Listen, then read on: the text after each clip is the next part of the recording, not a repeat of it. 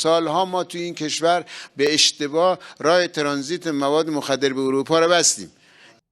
Berpirsekî berê rêjîmê, bo tolhildan jî welatên Ewropayê, pêşniyarek ecêb daye. İreç nedîmî, ku yek jî berpirsen pêştirên rêjîmê û nûnerê meclîsa rêjîmê bûye, pêşniyar dike ku rêjîma İslamiya Îranê bo tolhildan jî welatên Ewropayî, rê bo kaçaxkirina madên hîşber bo Ewropayê, veke, û bi vî awayî tolaxwe jî welatên Ewropayî hilde. Navbirî yek jî berpirsen rêjîmê ye, ku zêde navê Ebûzer jî li xwe kiriye, û çendin pîleyên siyasî, gelek pîleyên birêveberî li karûbarên aboriyên rêjîmê de hebûne.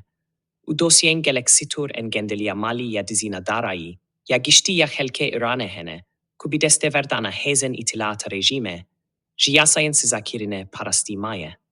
Pêştir jî pasdar Muhsin Rîzayî bo dabînkirina malî ya rêjîmê, pêşniyara bi barîmtêgirtina Amerîkayan dabû.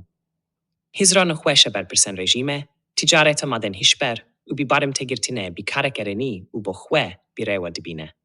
سالها ما توی این کشور به اشتباه راه ترانزیت مواد مخدر به اروپا رو بستیم.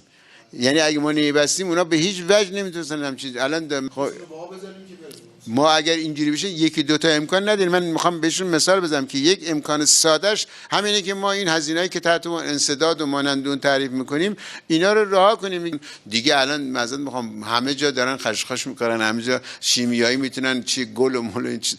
بنابراین من میخوام بگم من نمیخوام الان تمام اون امکانی که داریم رو تعریف کنم. به عنوان یه آدمی که تجربه های مختلف تو این کشور، تو این شهر و تو این وزارتخونه و تو این قوا و نهادها داشتم عرض میکنم.